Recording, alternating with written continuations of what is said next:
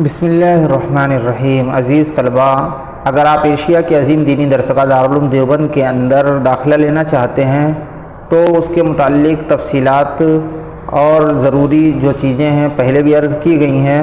आज आपको बतलाया जाएगा कि हफ्तुम अरबी का दारुल उलूम का निसाब क्या है, और अगर आप किसी और मदरसे से हफ्तुम अरबी की तालीम हासिल करके दौरे हदीस शरीफ में दाखिला लेना चाहते हैं तो उसके लिए आपको किन किन किताबों की अच्छे से तैयारी करके आनी होगी और उनका इम्तिहान देना होगा।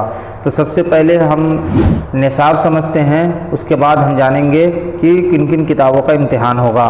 तो मुक़द्दमा, उसके साथ शरह नुख़बतुल फ़िक्र और मिशकात की तीन जुज़ में मिशकात पढ़ाया जाता है। दोनों हिस्सों को 3 जुज़ में करके दारुल उलूम के अंदर पढ़ाया जाता है।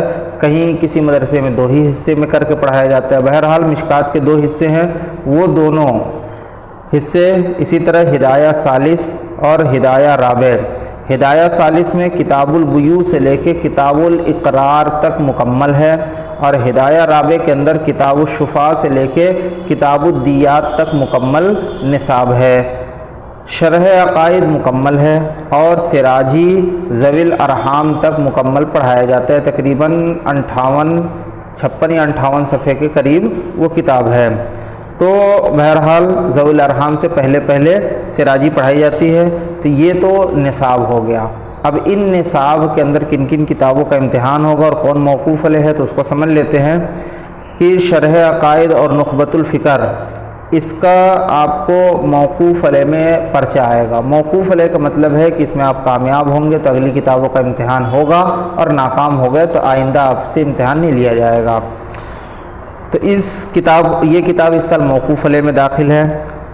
और हिदाया आखरैन और सिराजी, उसके बाद अगर हम मौकूफ़ अलैह में कामयाब हो गए तो हिदाया आखरैन और सिराजी का 1 पर्चा और मिशकात शरीफ का 1 पर्चा, यानी तकरीबन सारी ही किताबें जो निसाब में दाखिल हैं उनमें से सिर्फ मुक़द्दमा छोड़ दिया जाए तो बाकी सारी ही किताबों का इम्तिहान होगा आपसे। तो ये 5 किताबें बनती हैं, इन 5 किताबों ही का इम्तिहान होगा, और इसकी अच्छे से आप तैयारी करके ले आएँ। इन्हीं किताबों में से कोई भी मौकूफ़ अलैह हो सकता है आइंदा साल मिशकात शरीफ को मौकूफ़ अलैह कर दिया जाए या हिदाया आखरैन और सिराजी को मौकूफ़ अलैह कर दिया जाए।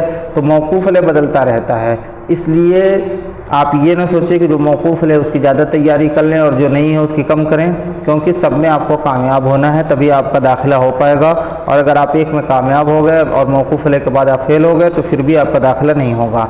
तो इसलिए आप अच्छे से तैयारी करके तशरीफ़ ले आएँ और अपने दाखिले को यकीनी बनाएँ। इसके अलावा तैयारी करने का तरीका, पर्चा लिखने का तरीका और किन किन दस्तावेज़ को लेके आना है, उन सब के मुताल्लिक़ तफसीली वीडियो डाली गई है। दिगर दर्जात के तफसीली निसाब और तफसीली निसाब के अलावा उनके किन किन किताबों का इम्तिहान होगा इसके मुताल्लिक़ भी वीडियो अपलोड की गई है, और प्ले लिस्ट के अंदर अलग से उसको डाला भी गया है। आप जाके चैनल पे देख सकते हैं, डिस्क्रिप्शन में लिंक भी है, वहाँ से भी जाके आप उसको देख सकते हैं।